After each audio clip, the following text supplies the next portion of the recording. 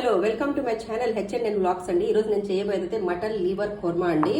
దోశల్లో తింటే చాలా సూపర్ గా ఉంటుంది. ఈరోజు మార్నింగ్ బ్రేక్ఫాస్ట్ నేను dosa plus mutton liver kurma చేసుకుందాం అనుకున్నాను.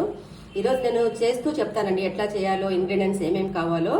నేను ఇప్పుడు అప్పుడు దాకా ఏం చేస్తానంటే ఈ మటన్ లివర్ ని కొంచెం ఉప్పు పసుపు వేసి కొంచెం స్టవ్ మీద పెట్టి నీసు వాసన పోయేదాకా పెడతానండి. దాని తర్వాత కర్రీ స్టార్ట్ చేస్తాను. ఒక మిక్సీ జార్లో అండి 2 గ్రీన్ చిల్లీస్, ఆనియన్స్ పేస్ట్ చేసుకుందాం. ఫస్ట్ ఒక గిన్నె తీసుకొని దాంట్లో కొంచెం ఆయిల్ పోసుకుందాము.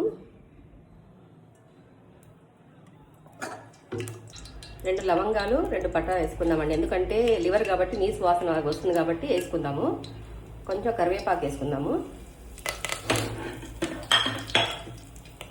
పెట్టుకున్నాం కదండి ఆనియన్స్, గ్రీన్ చిల్లీ పేస్ట్, అది వేసుకుందాము.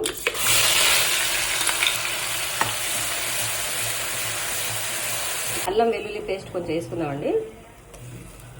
ఒక 1.5 టీ స్పూన్ వేసుకుందాము. కారము, పసుపు, ధనియాల పౌడర్ వేసుకుందామండి.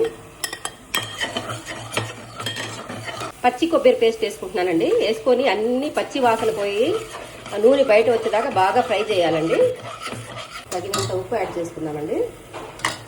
మన లివర్ కొంచెం ఉప్పు పసుపు వేసి కొంచెము స్టవ్ మీద నీసు వాసన పోయేదాకా పెట్టుకున్నాం కదండి, అది దాంట్లో వేసేద్దాం. ఇప్పుడు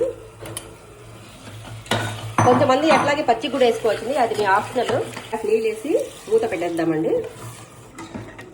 20 మినిట్స్ చిన్నగా మూత వేసి పెట్టేద్దాము. మన కర్రీ రెడీ అయిపోయిందండి. ఇట్లా ఆయిల్ బయటకు వచ్చేసినప్పుడు మనం అనుకోవాలండి కర్రీ రెడీ అయిపోతుంది. ఇట్లా వస్తేనే బాగా టేస్ట్గా ఉంటుందండి కర్రీ. కొంచెం గరం మసాలా పైనుంచి,